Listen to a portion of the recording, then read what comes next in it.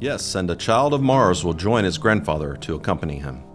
Romulus, whom his mother Ilia will bear, of Assaracus' line, see how Mars's twin plumes stand on his crest. And his father marks him out of the world above with his own emblems. Behold, my son, under his command, glorious Rome will match earth's power and heaven's will and encircle 7 hills with a single wall, happy in her race of man, as Sibyl, the Berecyntian great mother, crowned with turrets, rides through the Phrygian gates, delighting in her divine children, clasping 100 descendants, all gods, all dwelling in the heights above.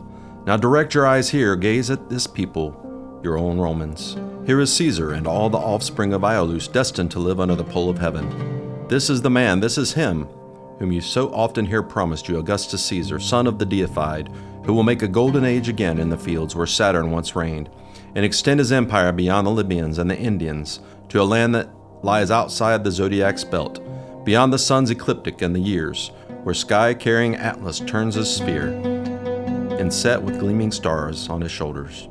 Even now the Caspian realms and Maeotian earth tremble at divine prophecies of his coming, and the restless mouths of the 7-branched Nile are troubled.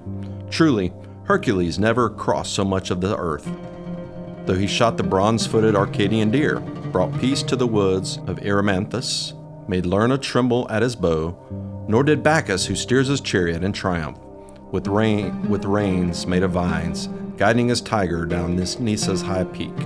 Do we really hesitate still to extend our power by all actions? And does fear prevent us from settling the Italian lands? So Father Anchises spoke, while they marveled, added, see how Claudius Marcellus, distinguished by the supreme prize, comes forward and towers victorious over other men. As a knight, he'll support the Roman state, turbulent with fierce confusion, strike the Carthaginians and rebellious Gauls, and dedicate captured weapons a 3rd time to Father Quirinius. And at this Aeneas said, since he was a youth of outstanding beauty with shining armor, walking with Marcellus, but his face lacking in joy and his eyes downcast, Father, who is this who accompanies him on his way? His son, on another of his long line of descendants. What murmuring round them? What presence he has? But dark night, with its sad shadows, hovers round his head. Then his father Aeneas, with welling tears, replied, Oh, do not ask about your people's great sorrow, my son. The fates will only show him to the world, not allow him to stay longer. The Roman people would seem too powerful to you gods. If this gift were lasting, what mourning for mankind that fields of Mars will deliver to the mighty city, and what funeral processions you, Tiber, will see as you glide past his new-made tomb. No boy of the line of Ilius shall so exalt his Latin ancestors by show of promise, nor will Romulus's land ever take more pride in one of its sons. Alas for virtue, alas for honor of ancient times, and a hand invincible in war. No one might have attacked him safely when armed, whether he met the enemy on foot, or dug his spurs into the flank of his foaming charger. Ah, boy to be pitied, if only you may shatter harsh fate. You'll be a Marcellus. Give me handsful of white lilies. Let me scatter radiant flowers. Let me load my scion's spirit with those gifts at last, and discharging that poor duty. So they wander here and there through the whole region, over the wide, airy plain, and gaze at everything. And when Anchises had led his son through each place and inflamed his spirit with love of the glory that is to come, he tells him then of the wars he must soon fight, and teaches him about the Laurentine peoples and the city of Latinus, and how to avoid or face each trial. There are 2 gates of sleep, one of which is said to be of horn, through which an easy passage is given to true shades. The other gleams with the whiteness of polished ivory, but through it the gods of the dead send false dreams to the world above. After his words, Anchises accompanies his son there and frees him together with the Sibyl. Through the ivory gate, Aeneas makes his way to the ships and rejoins his friends, then coasts straight to Caieta's harbor along the shore. The anchors are thrown from the prows, on the shore the sterns rest.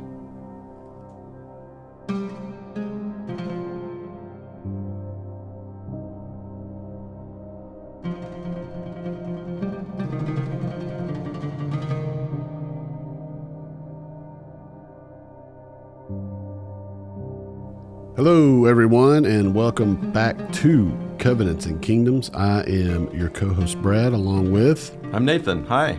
How are you? You know us by now. I mean, my goodness. Yeah, we're all big buds here now. That's right. But if you're just now listening to us, welcome. We do recommend you start at episode 1, but do as you please. You could be like, watch it now, listen to it now, then do prequels. That's right.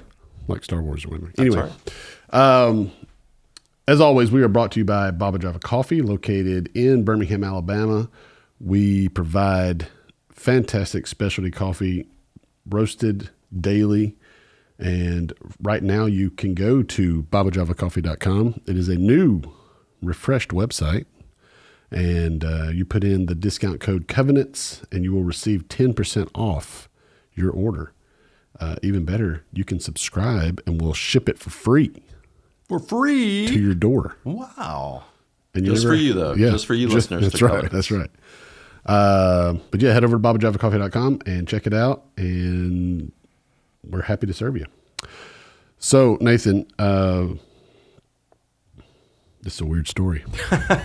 It's from Virgil's Aeneid. Yeah. Right?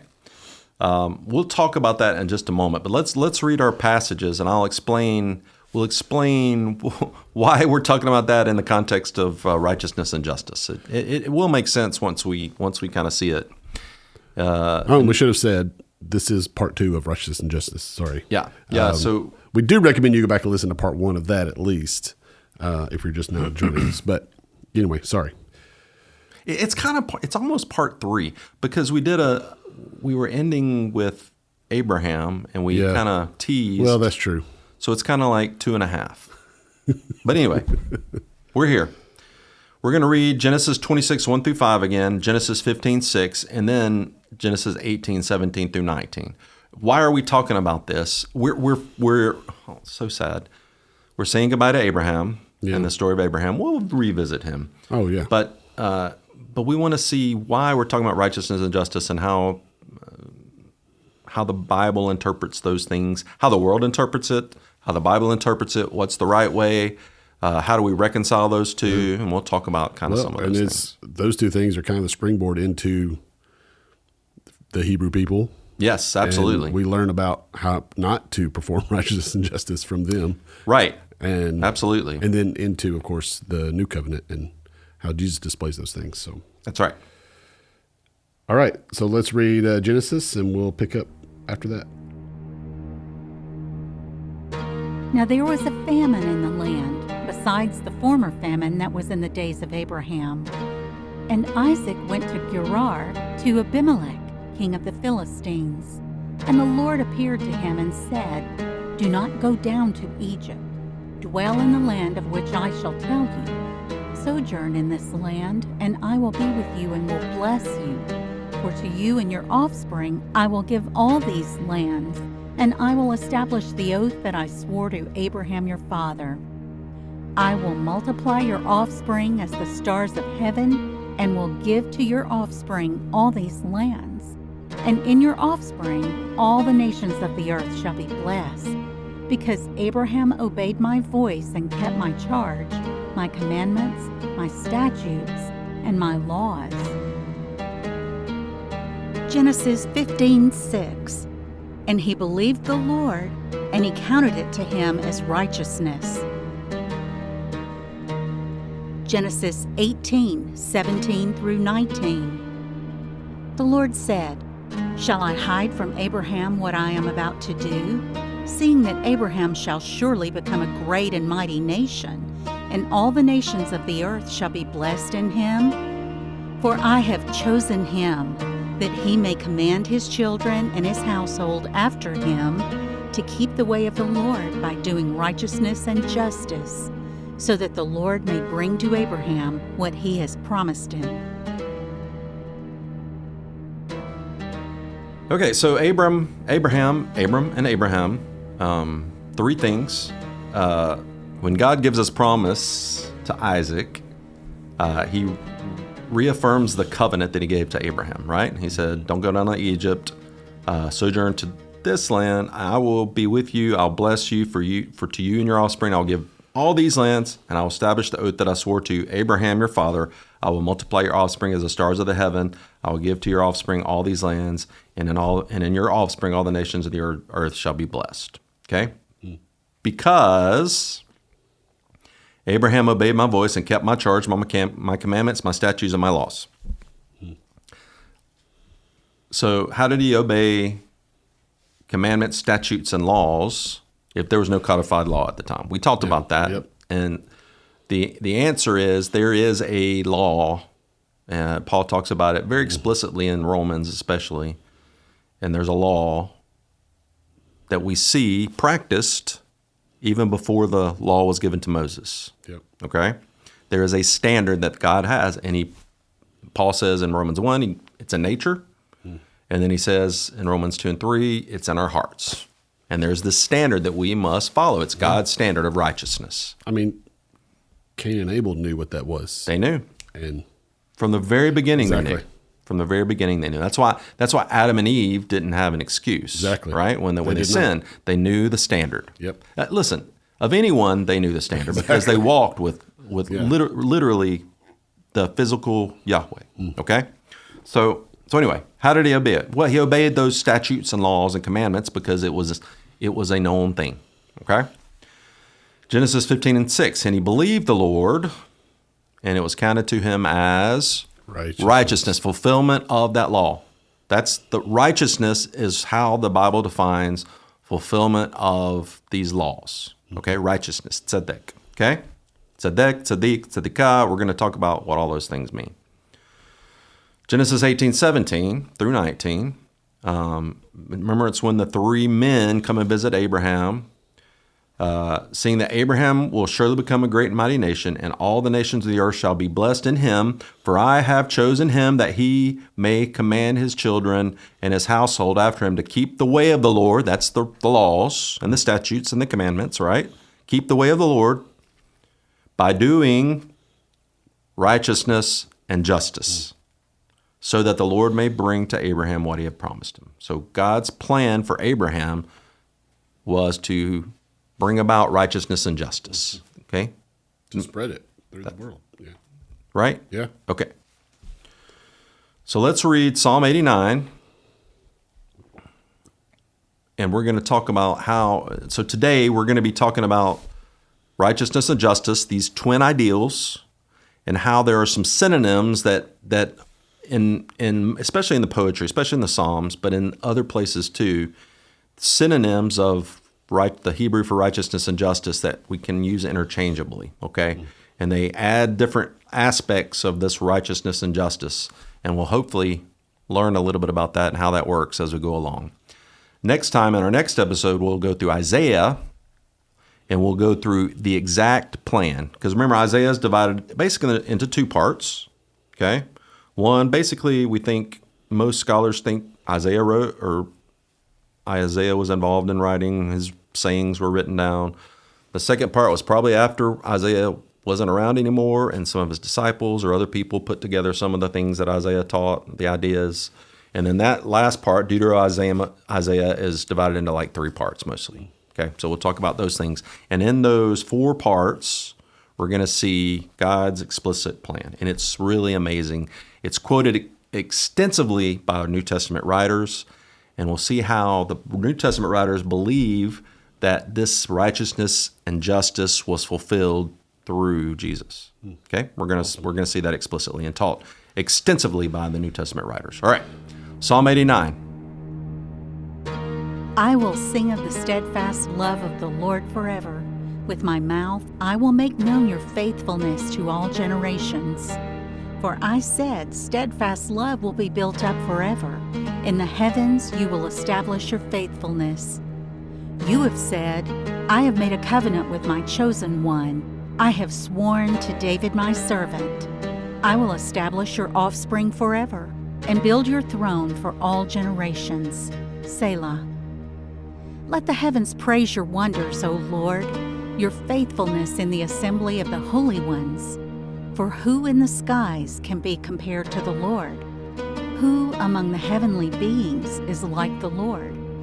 A God greatly to be feared in the council of the holy ones, and awesome above all who are around him. O Lord God of hosts, who is mighty as you are, O Lord, with your faithfulness all around you?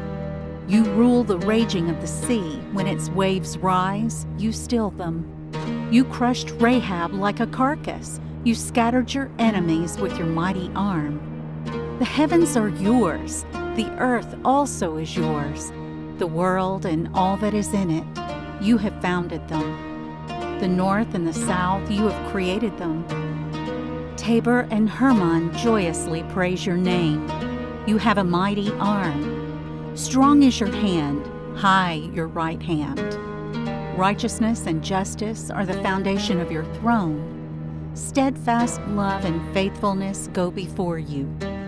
Blessed are the people who know the festal shout, who walk, O Lord, in the light of your face, who exult in your name all the day, and in your righteousness are exalted.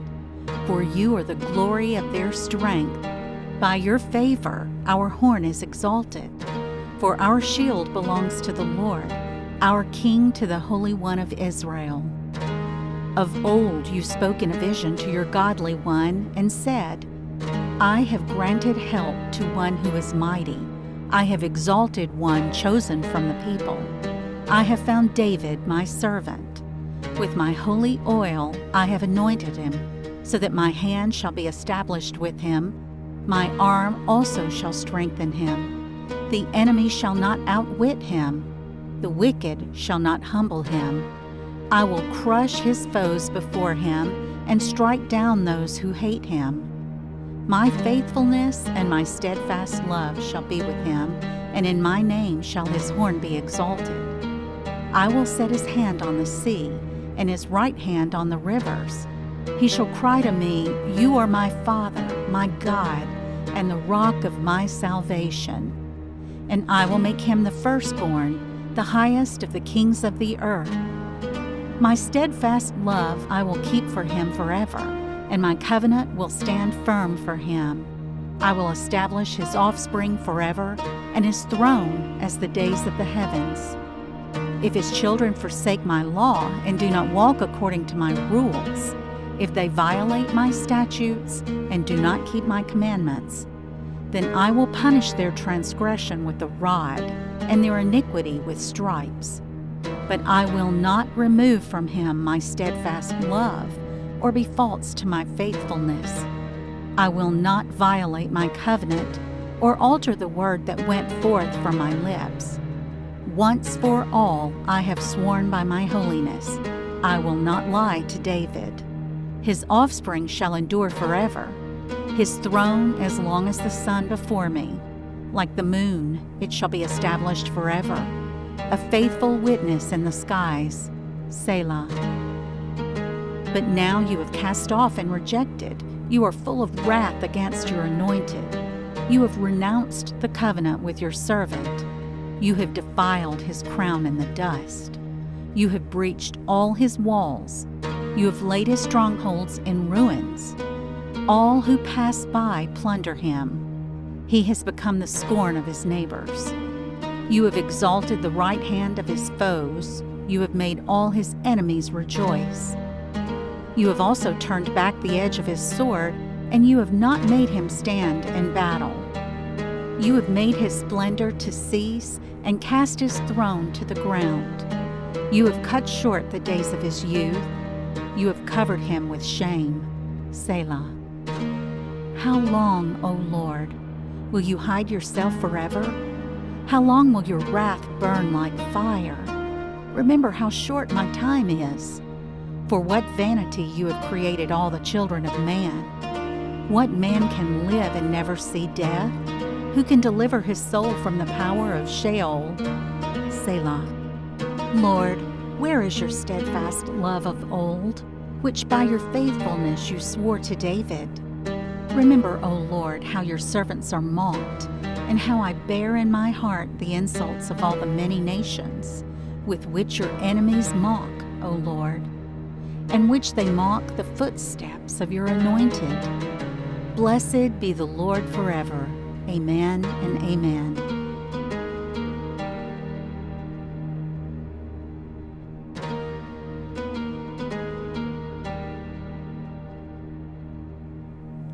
So that's Psalm 89. Let's go through it. I will sing of the, we're just going to mention some of these and we'll come back to it. Steadfast love of the Lord forever, okay? chesedi Yahweh olam. Okay, the steadfast love. Chesed. That's the root chesed. Chesedi. Okay? Chesedi Yahweh. Conjunction. The steadfast love of the Lord. Okay? With my mouth I will make known your faithfulness. Amunatcha.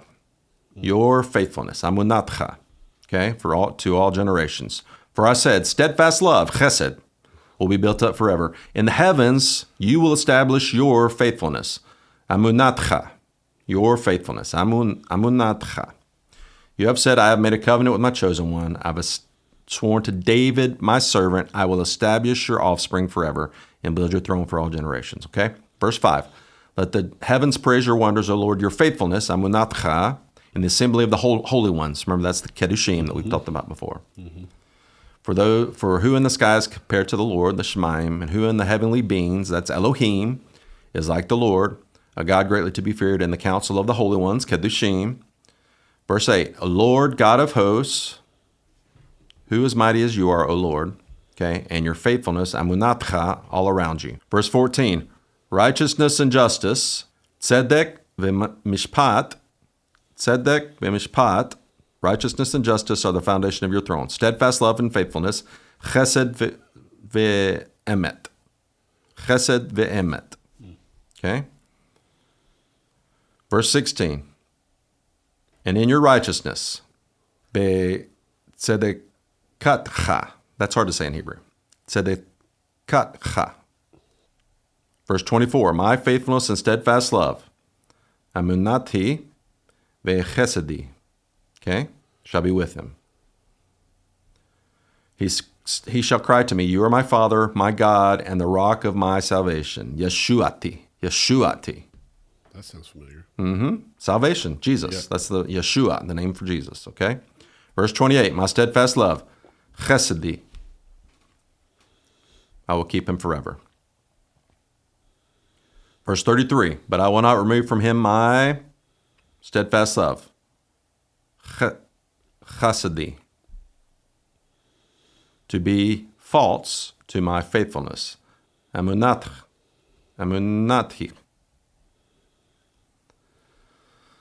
Verse 35, once for all I've sworn to my holiness, kedoshi. Okay, verse 49, Lord, where's your steadfast love, chesadecha, which by your faithfulness, amunatcha, you swore to David. Blessed be the Lord forever. Amen, amen, amen. That was Psalm 89. We're going to come back to that. But you see through that psalm, there's lots of different ways in which righteousness and justice with these other words, chesed and steadfast mishpat, love makes faithfulness, emet, chesed, emet, mishpat, tsedeq. Variations of those words are over and over and over and over again. Okay, They go in poetic parallelism with tsedeq and mishpat and their variations, and we'll talk about some of those things here. Okay. What does that have to do with Aeneas and the Aeneid? Well, good question. There is so what I want us to see. All right.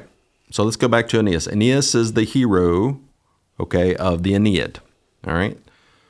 So remember, Aeneid was the Aeneid was written by Virgil, a Roman 1st century BC poet, well-known figure. All right, and he's very famous. This is the time when Augustus, okay, Octavian, had just defeated Mark Antony and Cleopatra and basically became the single ruler of Rome. He united the West and the East. Remember, he was in control of the western part of Rome, of the Roman, it wasn't an empire at the time, the land holdings of Rome, and the eastern part was controlled by Mark Antony and Cleopatra. And so Octavian had defeated them and became the sole ruler of all the Roman Empire. Yeah. Okay? He became imperator, the first Roman emperor, Augustus Caesar.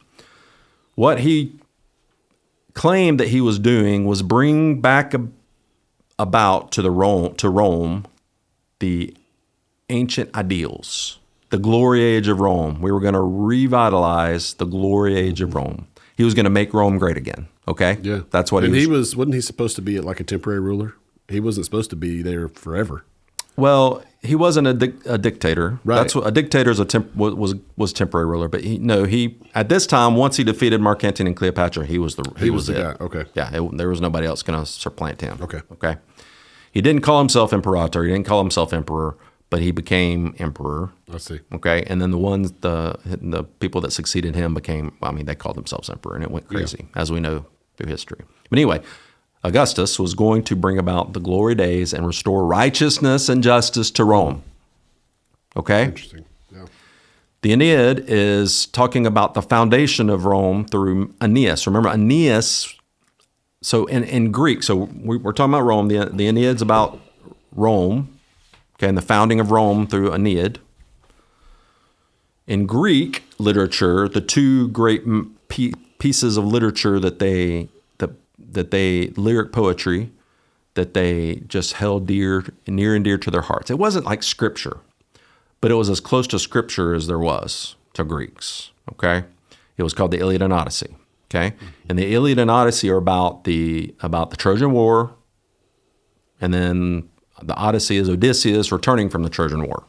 Okay, that's what those are. And we know the story of the Trojan War, that the Greeks went to restore the honor of Greece, of the Mycenaeans, when Alexander Paris stole Helen from Mycenae and took her to Troy. They defeated the Trojans in this long war. The whole Trojan horse thing. They killed every male. They took the women and children into slavery. They burned the city to the ground. But Aeneas escapes. Aeneas is one of the great warriors of Troy. And he escapes with an ideal, okay, a mandate by the gods to found a great city-state. Okay? So that's the Aeneid is about Aeneas founding Rome. The journey about him founding Rome. And the story that we just talked about is where Aeneas comes down to the underworld, guided by the priestess, by Sibyl, the priestess of Apollo, to speak to his father Anchises, who had knowledge of the future of Rome, which was given to him by the gods. Okay, which is still centuries away from being fulfilled. So for Aeneas to get out of the underworld, lots of stuff had to happen. Okay, he sees this vision of these shades. Okay. And then these shades are what's called falsely imagines as he goes through the ivory gate. Okay, they're false. It's a false vision. Okay, so what is Virgil trying to get at through this false vision? Well, Augustus was trying to bring about true righteousness and justice through the golden from the old days, from the gods to Rome. Right. Yeah. But what Aeneas is saying is, it's a false vision. This righteousness and justice can't be achieved through what you're doing. Okay? Gotcha. That's what he's saying. All right?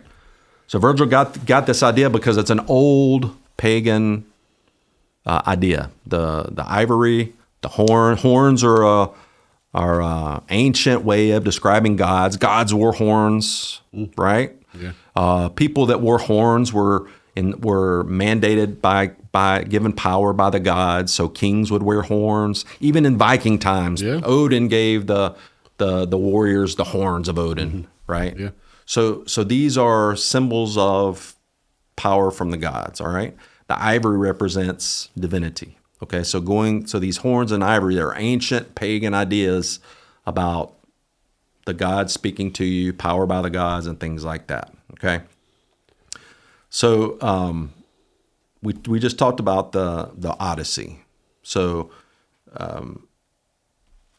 Virgil is in the Aeneid is trying to repurpose these words of Penelope from the Odyssey. Okay, here's a dream that Penelope, the wife of Odysseus in the Odyssey,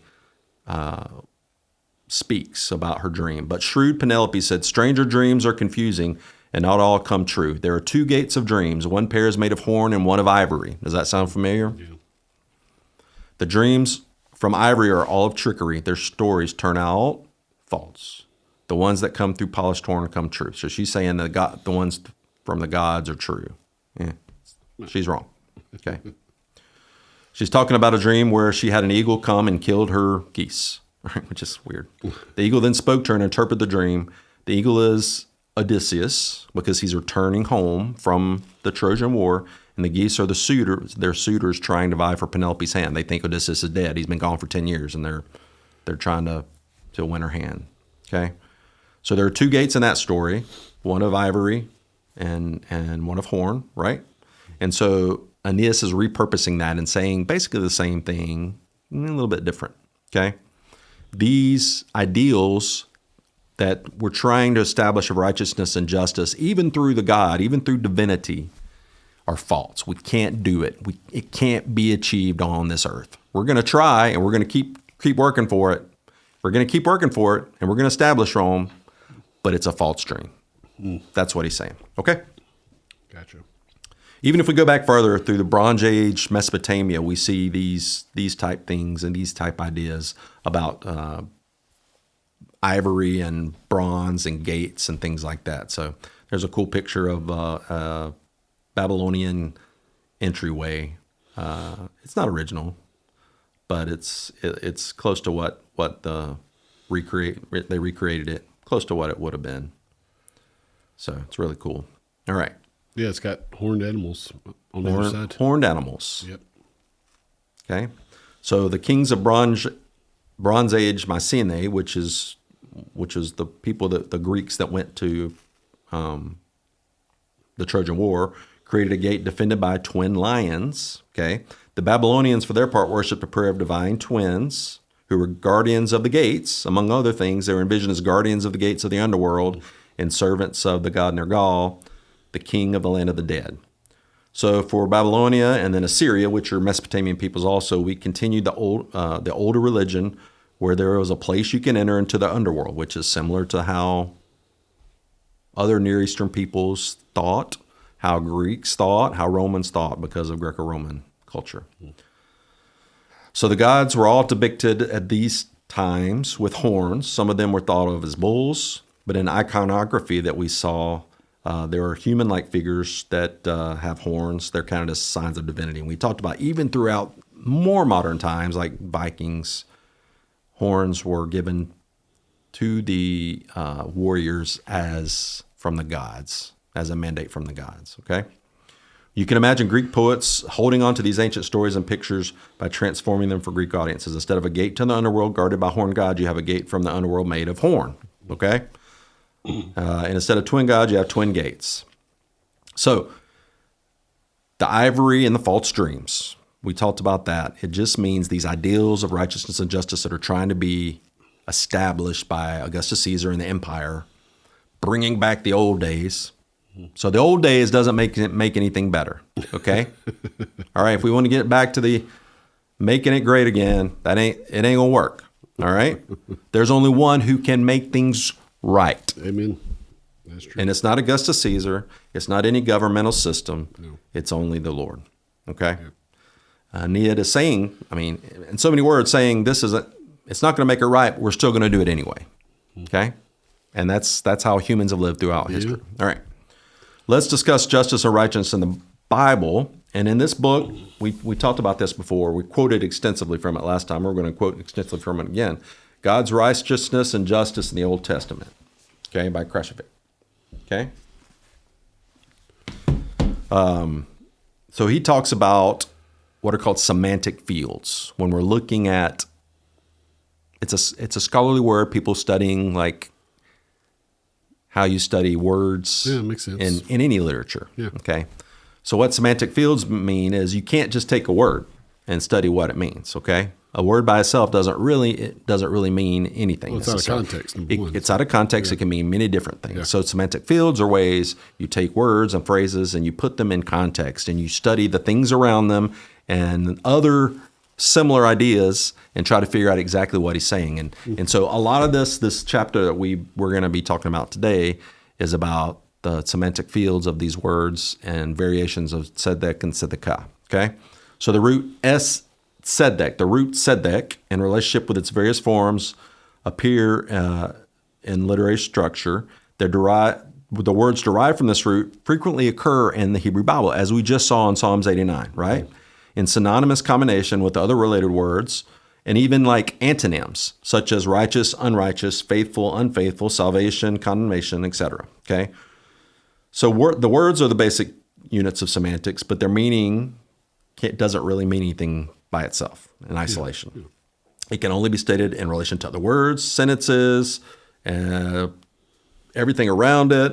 Mm-hmm. So these grammatical and literary structure tell us little about the underlying fundamental understanding of the world or the value of these relationships, which is what the point of the Bible is, right?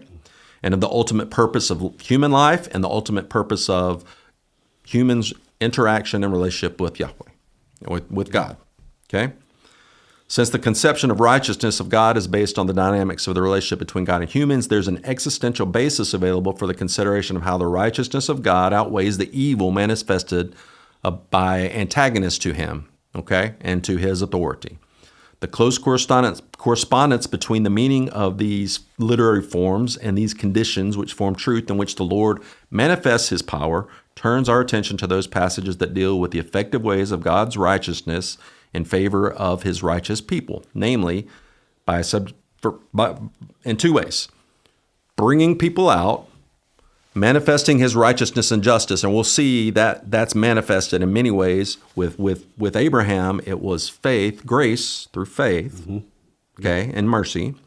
And then also by subjugating hostile forces, okay? So two things, whether it's human forces, and Paul says, and we've studied this extensively, Paul says, we ain't wrestling against humans. No. It ain't flesh and blood, all right? It's principalities and powers and deeper waters. So those who want to join us deeper in deeper waters, we're going to talk about what those mean in the context of Paul talking about those in the New Testament. So join us. Patreon plug. Okay. The purpose of what we're talking about today is to investigate the meaning of tsedeq and words related to tsedeq and synonyms of tsedeq, dealing with God's righteousness, tsedeq. The root tsedeq, okay, appears in the Hebrew Bible 523 times, 155 times with God as the subject, okay? Most of the occurrences are found in the prophets, especially in that second part of Isaiah, which is called, scholars call it Deutero-Isaiah, okay? In Psalms and in the wisdom literature. The theological meaning of the derivations of this root tsedeq is most often expressed in poetic texts through parallelism. We talked about that. The basic form of Hebrew poetry and the central role of this concept in prophetic teaching, wisdom, reflection, hymns, and prayers favors creation of these formulaic expressions and parallel pairs. Okay? So we've talked about Ugaritic before. So Ugaritic is real similar. So scholars study Ugaritic literature and they find a very similar form as it is in Hebrew. So Semitic peoples, as they are, similar type peoples use similar type poetic and parallel type devices in their literature. Makes sense, okay? This means that besides the context, the most reliable criterion of defining the aspects of the meaning of this word in the literary devices are from these semantic fields, these same type things that we see over and over and over again. Okay, does that make sense? So we're going to talk about synonyms. So we're going to distinguish between the passage dealing with God's righteousness and those dealing with human righteousness. Okay, it's very important so we can see the contrast, because the concept of the righteousness of God is the origin, it's ontological, okay, and the basic model for the concept of human righteousness. Okay? Since God is the center of admiration, reflection, prayer, deliverance from enemies, there's the Hebrew Bible and the Hebrew authors, different authors in different times use these same formulaic expressions, okay, with synonyms and antonyms of passages dealing with God's righteousness than those dealing with human righteousness. This formulaic material is not found everywhere among different types of poems from different periods of history. Okay. So a lot of times we see tsedeq that says tsedeq. Okay, we've seen that before, right? Melchizedek. We talked about that last time. Melchizedek. That's Melchizedek, right? My God, my king is righteousness. My king is righteous. My king is righteousness. Okay, something like that. So we see tzedek. We see the tzedekah, which is it's not really a feminine form of it, but it's just a different form of it. And then we'd see the adjective form, which is tsedeq. Okay? And we see a verbal form sometimes, not as often. So the question is whether a different meaning exists between tzedek, tzedekah. So we're going to look at how some scholars think there may be a difference when you're saying tzedek or tzedekah. But the more conservative scholars, I'm not a scholar, but I'm more conservative, I think they probably mean the same thing. And a lot of people agree with that. Okay, so let's look at these two passages, or the two passages which are the same passage, okay, in 2 Samuel and Psalm 18, 2 Samuel 22 and Psalm 18, and we're going to see how one of them says tzedek and one of them says tzedekah, and they're the exact same thing. They're just written at different times, but they mean the same thing. So let's read these two passages. 2 Samuel 22 first. The Lord dealt with me according to my righteousness. So the Lord has rewarded me according to my righteousness. According to the cleanness of my hands in his sight, according to the cleanness of my hands, he rewarded me. And let's read verse 25 also. And the Lord rewarded me according to my righteousness, according to my cleanness in his sight. That's 2 Samuel 22, 21, and 24. Okay? So we see... That's the same word? Yeah. The Lord dealt with me according to my righteousness. Ki tzedekati, tzedekah. So he uses tzedekah, my righteousness, tzedekati. And the other verse is same thing. Ki, according to my righteousness. Ki tzedekati. Okay? Let's read Psalm 18. Verse 20 and 24. All right. The Lord dealt with me according to my righteousness. According to the cleanness of my hands, he rewarded me. And 24. So the Lord has rewarded me according to my righteousness, according to the cleanness of my hands in his sight. It's the same exact verse, right, that David is saying, right? The Lord dealt with me according to my righteousness. Ki tzedeqi. So it's not tzedekah, it's tsedeq. All right? So it's tsedeq. So in 2 Samuel, he said tzedekati, and then Psalm 18, he said tzedeqi. Okay? Same thing. It's the same word, same passage, exactly the same Hebrew, except for tzedek and tzedekah are just a little bit different. Okay? So a lot of people think when you use tzedek and tzedekah, it's the same. Okay? Some speak of differences in the meaning, but I don't think so. I think most of the time it's pretty much the same. Okay? So we're going with that today. All right? Just curious, why would you say it's a different meaning? Because it's a different word. I know it's spelled differently. I know the infix is different, but have you seen the comments of people talking about every little thing we say? I mean, that people true. will pick apart the differences in absolutely anything in the world. It's ridiculous. So, yes, of course, scholars that are going to say, "Oh yeah, well, it's spelled differently, so it means a completely different thing." Yeah. Well, how much different can it be? Yeah, right. That's the beauty of Semitic languages is the roots pretty much tell you what the word means most of the time. It's quite nice. Anyway. So another important question concerns the relationship between divine and human standard of righteousness, okay? Human standards may be considered as natural and revealed law, not in abstract concepts, but in the dynamics of interpersonal relationships. Since these relationships is the basic standard of both God's and humans' relationships, and since God is being analogous to humankind, it's equally difficult to define or describe the meaning of both the divine and human righteousness. So we use the same words, but through the context, we have to see that it means different things, right? Obviously, right? The interpersonal context of using the concept of God's righteousness inspires poetic and theological reflections in the Psalms, the prophets, and wisdom literature. The use of the noun form of tsedeq, tzedekah, reveals the aim at maintaining a relationship between God and humans. The noun form tsedeq is employed more often in Psalms than any other book in the Bible. In this context, we notice the interaction of two noun forms. Tzedekah in Isaiah appears twice as frequently as tsedeq. In Psalms, the ratio is only slightly in favor of tzedekah, so it's almost equal. And in the remaining text, tzedekah is again used twice as frequently. All right. So we'll go through a few of these, okay, today, and then in the next study we'll talk about Isaiah, and again we'll talk a lot more about that. Neither the context of the passages concerned nor the combination with synonyms allows any basis for the supposition that any significant difference in the meaning exists between the forms. No objective criteria are obvious for a ascertainment of why an author uses this form or that form. We don't know, right? At least some of the examples offer a basis for the supposition that a desire of variety played a decisive role. So they didn't want to just say the same thing over and over again. And it's just probably personal preference. I mean, people write differently in different styles, and they use different language and things, So everybody's different. So we're going to talk about these synonyms, okay? Synonyms that we see, and antonyms too, but we're going to just talk about the synonyms, are of great help in defining the basic meaning of the root of tsedeq, okay?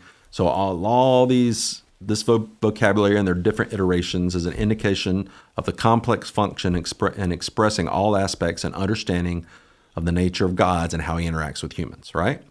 The concept of the righteousness of God is based on ontological grounds and not on a cognitive, conventional, ethical, and abstract sociological principle. God's righteousness manifests itself as a person dealing with a person, okay? Dealing with this world within Israel, maintaining the God-given covenant and with creation itself, okay? So we got to think about from God's perspective, okay? So when we're trying to describe God's relationship with his righteousness, dealing with not just people in general, creation in general, Israel specifically, and then how that plays out in his great plan, all right? So all these different things we're trying to describe something we can't describe in human terms so that we can understand it just a little bit, okay? So since God demonstrates his admiration of justice and righteousness as the creator, his righteousness is immeasurably greater than all human righteousness, obviously. God is, and we see that throughout the Bible, obviously. God is the creator and redeemer upon whom his righteous people can rely and the distress caused to them by all kinds of limited conditions of human existence, by sin, and by hostile powers. The ontological ground of the concept of God's righteousness signifies the nature of God, which all men can intuitively apprehend. That the only valuable standard or norm is the quality of the relationship between God and his people is a matter of intuition. It follows that the objective of God's righteousness is not distribution of reward and punishment like most other pagan type systems, right? According to the particular legal norm, but deliverance and salvation of humans marked with an eternal purpose. And we see that throughout the Bible, okay? The concept of reward, mercy, and salvation can therefore be taken as antonyms, but not as antonyms, but as synonyms of God's dealing with the covenant people. So reward, mercy, salvation. So these synonymous terms, and Krashovic talks about them in the context of these semantic fields. Remember, semantic fields are trying to figure out exactly what they mean. Is very large, and it takes lots of basic concepts to make them to try to explain the relationship between gods and humans. Righteousness, justice, governance, faithfulness, loyalty, truth, steadfastness, etc. So derivatives of that root tsedeq often appear together with these synonyms, like we saw in Psalm 89, with related terms such as God's goodness, chesed, emet, emunah, like faithfulness, mishpat, misharim, tov, shalom, kavod, rechamim. The root tsedeq, okay, and mishpat, okay, form parallel pairs in various combinations. So this also applies to the synonyms that appear less frequently, okay? So, all right. So we're going to talk about lots of Hebrew terms here. Shalom. When we see shalom, we always, in English, translate that as peace. Peace, right? Mm-hmm. But we're native English speakers. But man, it's limited, okay? So saying peace can mean lots of different things in English, right? And it's very surface, okay? It can mean bye. Mm-hmm. It can be a slang term. Mm-hmm. It can mean, oh man, I'm at peace. Yeah. It can mean somebody dies and is dead. Yeah. It can mean there's a lack of war. Mm-hmm. It can mean lack of conflict. It can mean lots of different things, right? Yeah. But in Hebrew, it's even deeper, okay?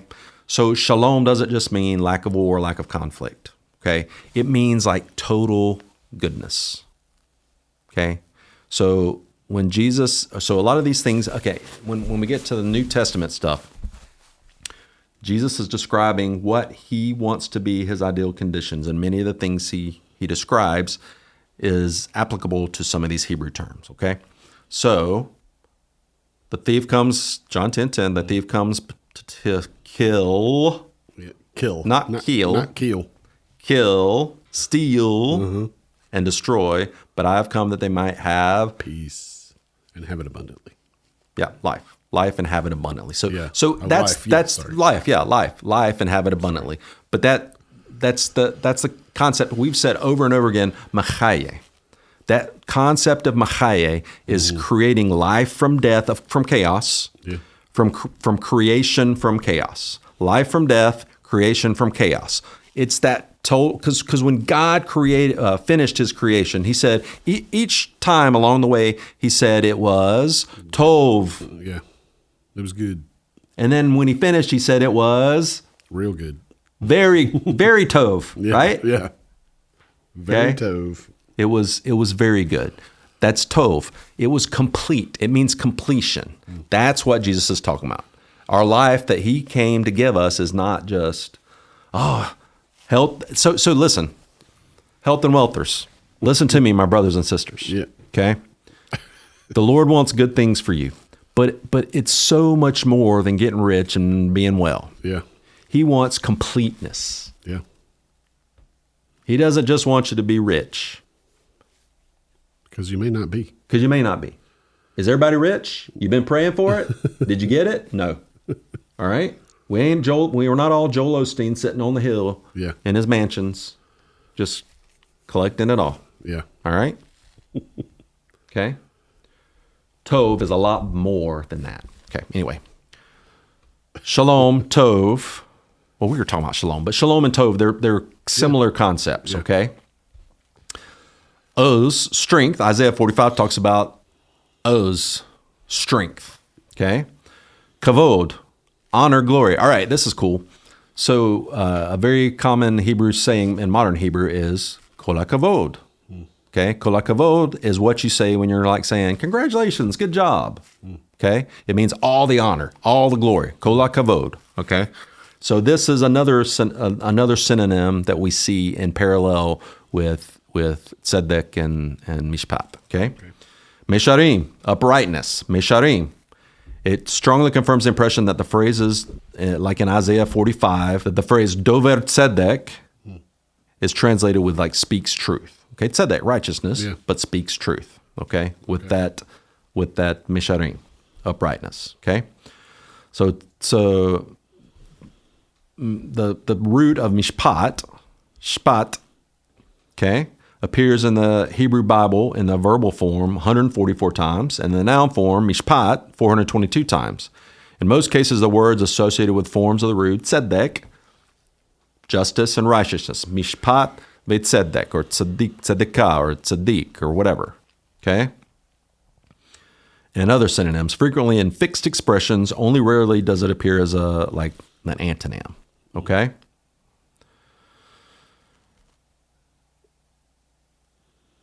So the range of meaning of the root shpat, shpet, mishpat is to judge, to decide a legal case, or to settle a dispute, to pass judgment, to make a decision, or to act as judge or ruler. The word designates an action that restores the disturbed order in a community. So basically, things ain't right, and mishpat is making things right. Okay? That's what it is. That's what justice is. That's what biblical justice is. Okay? When God is this authoritative judge, he acts as creator and Lord of the world. The structure and context of these various passages show that the root, mishpat, express God's protection of his righteous people. remember when we read Psalm 82 so many times, you should have that memorized by now. Psalm 82. What did the Elohim, the fallen Elohim, why are they being judged? Because they're not performing justice and righteousness. They're not performing justice and righteousness, okay? They're the opposite of those things. Right? Yep. That's why they're going to die like men, because they oppressed people. They didn't bring about justice. They bring about injustice and oppression, okay? Right. So God is the opposite. This word has a fundamentally redemptive meaning, valid only for the righteous people. Righteous judgment manifests itself in a relation to the covenant people who remain faithful in spite of difficulties and who therefore dare to express their hope for a judgment of God's righteousness. Okay? Each of these shows that the pair mishpat, tsedeq, in whatever form it is, righteousness and justice, generally designates the exaltation of God, the God of Israel, and his actions of salvation, Yeshua, which is another one. We see salvation, Yeshua, in parallel with these two. They're synonyms for the covenant people above all other forces. God's supremacy and actions of redemption result in an irreconcilable conflict with the godless forces that resist God's sanctity and make the righteous suffer. The administration of justice is one of the most fundamental tasks of rulers in general. And according to Isaiah 42:3, for instance, God will faithfully bring forth justice. Okay? Emet yosh mishpat. Okay? In the Bible, legal authority is always religiously and ethically qualified. God judges in favor of oppressed people that are the prey of the unjust. Okay? The ruler's duty is to protect them. This means that he must intervene in legal conflicts, judging righteously to the benefit of the righteous and sentencing those that are not righteous, the wicked. When God intercedes for his own people, his mishpat has the character of compassion and mercy. That's grace, okay? Seen from God's side, mishpat is the expression of divine righteousness. Okay, so here it is. Here's the how they interact. You have righteousness, that's God's standard. The tsedeq, tsedeqah, and the administration, the implementation of that righteousness is called justice, mishpat. Okay, that's from God's perspective. From humans' perspective, the implementation of righteousness, listen, this is so beautiful. From humans' perspective, that implementation of God's tsedeq on our lives is called grace. Yeah. Okay? And therefore, his implementation of justice is his wrath. That's exactly right. Yeah. So wrath and grace being the two dichotomies there, right? That's right. All of God's activities righteous, including proceeding according to the demands of harsh justice, like what you were just talking about. Yeah. At a transcendental level, his goodness and freedom are proof that the profusion of synonyms serve as an expression of God's kindness and righteousness. His tsedeq. That's the implementation of that tsedeq, right? Yeah. Similarity in meaning is the reason for the fundamental similarity of all the synonyms that we've talked about. God never acts according to norms because he's God. He doesn't have to. Yeah. But according to the inner necessity of loyalty to his own being, his own essence. It's ontological, right? This fundamental meaning is obvious also in cases where mishpat occurs in combination with emet, right? As a designation of God's contact towards the community of faithful who seek his righteousness and justice. In Psalm 111:7, we read, in verse 7, the works of his hands are faithful and just. Emet mishpat. All his precepts are trustworthy. Emanim. Okay. The importance of the word emet within this field of the root tsedeq is in relation to God is manifest in Zechariah 8:8. They shall be my people, and I will be their God, in faithfulness and in righteousness. Be'emet ve'mishpat. Okay? Be'emet in faithfulness, ve'mishpat in righteousness. Okay? Again, so we translated that in English here, righteousness. Even though mishpat a lot of times is justice. So you see how they're kind of interchangeable. Very connected, right? Yes. I mean, you can't, in God's view, you can't have one without the other. Right. Yeah. Right. So we see in Nehemiah 9:6-37, that's the confessional prayer of Nehemiah in Nehemiah 9, right? You have been just, tsedeq, in all that has come upon us, for you have dealt faithfully. emet asita, and we have acted wickedly. Wa anaknu hirshanu. In the background of these statements lies not a legal stipulation of the covenant, but the personalized character of the covenantal relationship between Yahweh and Israel. Right? They're renewing that covenant because they screwed up, they got exiled, and now they're back. And they're renewing that covenant. Okay? They're committing to the Lord again. Okay. Moving on. The noun chesed, which we saw in Psalm 89 a lot, occurs 245 times, especially in Psalms, 127 times just in Psalms alone. When God is a subject, there's a tendency to use formulaic language, like what we talked about, atah chesed. The adjective form, chesed, is important, and we see that often. It's translated in English like loyal or godly, devout, things like that. God's kindness is the essence of the belief and sentiment of the covenant people of Israel. The message is particularly important in Hosea, which declared betrothal and righteousness, justice, steadfast love, mercy, and faithfulness in chapter 2, verse 12 through 22. Okay? Hosea, the prophet, uses all these synonyms of tsedeq. God's promise of betrothal is an outpouring of the purest love from the inner immediacy of the divine person, which means that it simultaneously expresses a desire of a pure human love and faithfulness without any reservation from both the inner immediacy of the heart and the spirit. His promise is proclaimed despite the chronic unfaithfulness of the people of Israel. Remember, Hosea promises betrothal. Yeah. So he tells Hosea to marry the prostitute, right? Yeah. And he marries the prostitute, who continues to be unfaithful. And that is an analogy to God and Israel. Yeah. Right? And now to us. Right? What's beautiful, though, about this is we see this fully realized in Revelation. Yes. With the bridegroom. Revelation 19, that's exactly it. Yep. And so if you go back and read Revelation 19, which we have many times before, what is the clothing of the people? Yeah, white linen. White linen, it represents the righteous deeds of the saints. Of the saints, yeah, exactly. Right? Which, of course, we know that we don't have righteous deeds. It's the righteous deeds of Christ have been put on us. And so at the very beginning of chapter 19, we see Jesus as, we say it's Jesus. It doesn't say it's Jesus, but it is. Yeah. And written on his thigh is righteous. Tsedeq. Yep. Okay. I don't know if it's in Hebrew. It doesn't say what language it's in. It could be in Greek. It could be in Hebrew. My guess is everyone sees it in their own language. Yeah, maybe. I don't know. Anyway, tsedeq, righteousness. So in the Psalms, which in this study, we're not going to talk about, we're going to go through some of the Psalms here in just a few minutes, and we just read Psalm 89. We'll go back through that. There's the large number of synonyms for the words derived from the root tsedeq, right? Both words are with special clarity directly or indirectly attributed to Yahweh, who fulfills expectations in relation to his divine nature, and both words manifest interpersonal relations inherent in the covenant.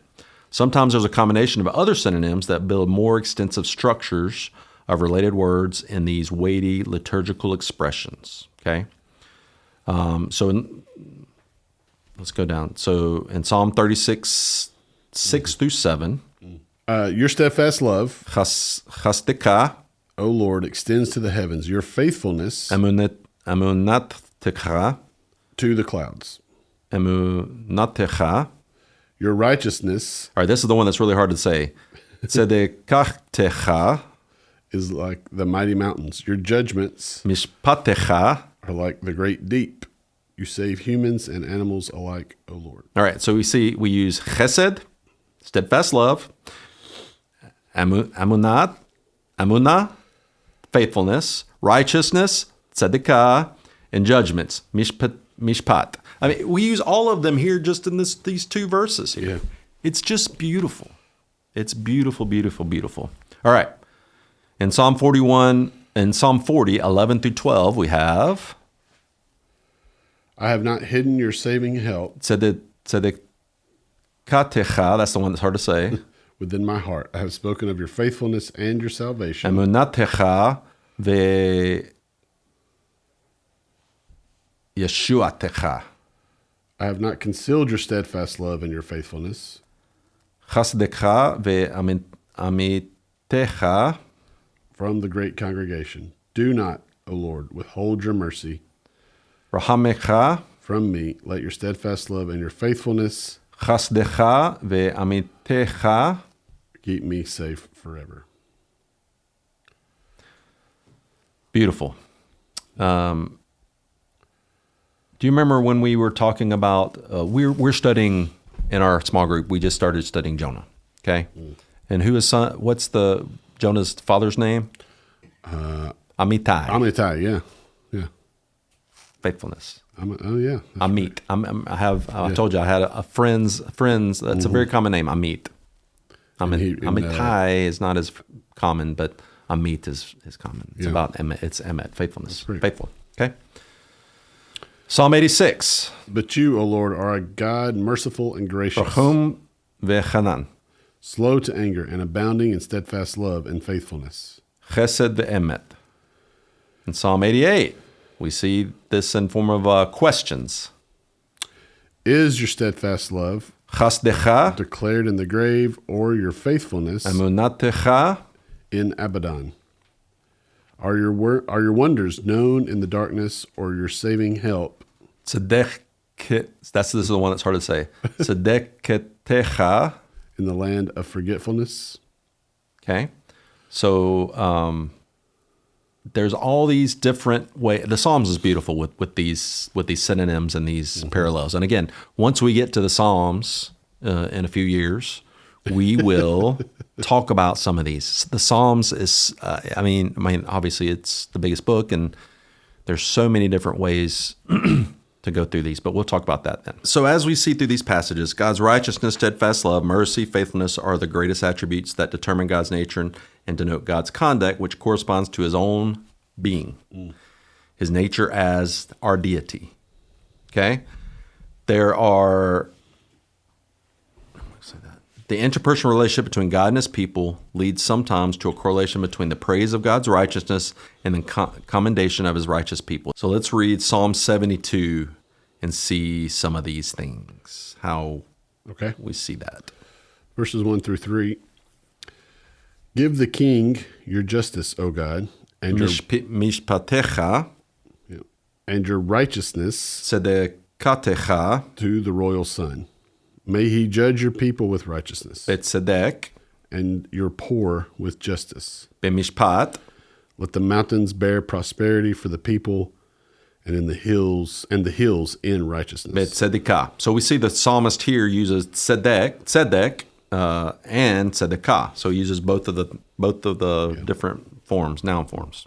Okay. Interesting. The most prominent example of praising God's steadfast love and faithfulness by using nearly all basic terms of these words, these synonyms, we see in Psalm 89, which we read earlier. This multi-layered and extensive psalm about the Lord, the God of Israel, celebrates the incomparability of the Creator and the sovereign over all that is created in terms of his faithfulness and granting an eternal covenant with David. Okay, let's read it again, and we'll go through it one more time, and you'll see some of these things. We read it earlier. We went through it. We're going to read some of these things again, okay? Hopefully I'll speak the Hebrew correctly.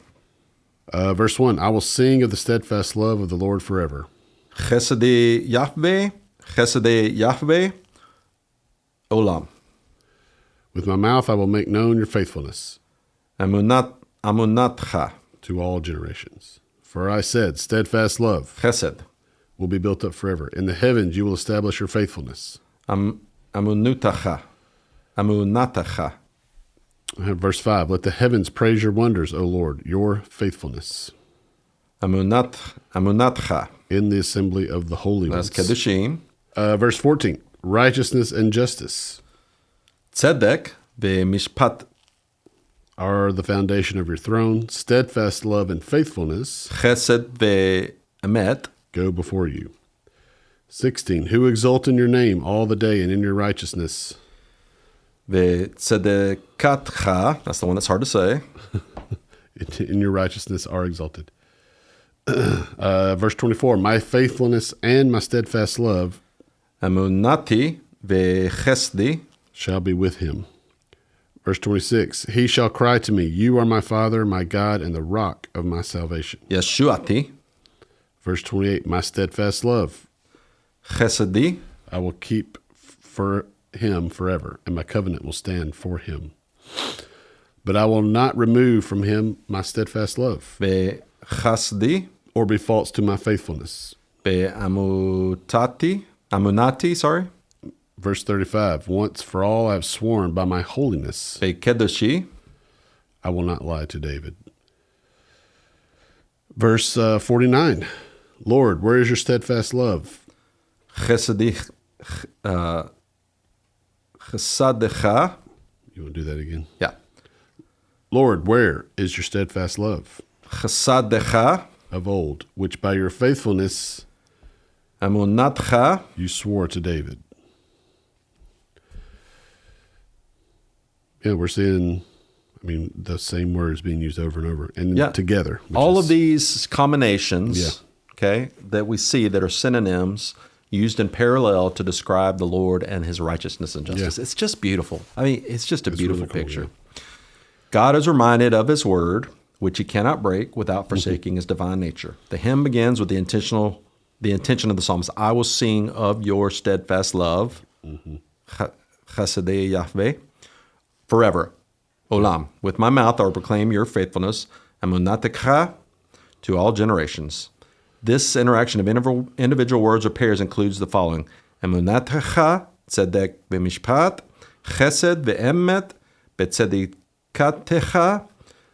Verse 17, ve'emunati ve'chesdi. Verse 25, hasti ve'erti ne'emet lo be'mishpati. Verse 31, ve'emunati. Verse 34, be'eman. Verse 38, hasdecha, emunatecha. Verse 50, and amen, amen. Yeah. We believe. Okay. Righteousness and faithfulness. We see the gift of God's righteousness determines the nature of the conduct of the people toward gods and humans. God is righteous, tsedeq. His expression to humans of his righteousness is called mishpat. It's justice. And we see all these different words throughout the Hebrew Bible that describes this righteousness and justice in different ways. And Krashevic calls that the semantic fields, trying to describe exactly what they mean, okay? Figure out what they mean. So all these semantic fields with synonyms and antonyms and different parallelism give us the expression of God's righteousness and justice in our lives. We began our story with the Aeneid, with the false dream Of righteousness and justice. Man, governments, a leader, whoever that may be. In Virgil's case, it was Augustus Caesar, cannot bring about true righteousness and justice to his people. He can't create something that you can't create, right? Yeah. The only one who can create righteousness and justice and the conditions for that to interact with his people are the Creator who created all these things in the first place. And through the Bible, that's what we see is God relating to his people. His standard is righteousness. We can't attain it. So grace, from our perspective, him manifesting his righteousness to us through justice is grace. Yeah. And next time we're going to study Isaiah, and we're going to see just an unbelievably beautiful picture about using righteousness and justice and how God brings it about it. And the New Testament authors claim that it was through Jesus Christ, which it is. Awesome. Thanks, Nathan. Thank you guys for joining us, and we look forward to seeing you next time on Covenants and Kingdoms. Thank you guys. Have a good one.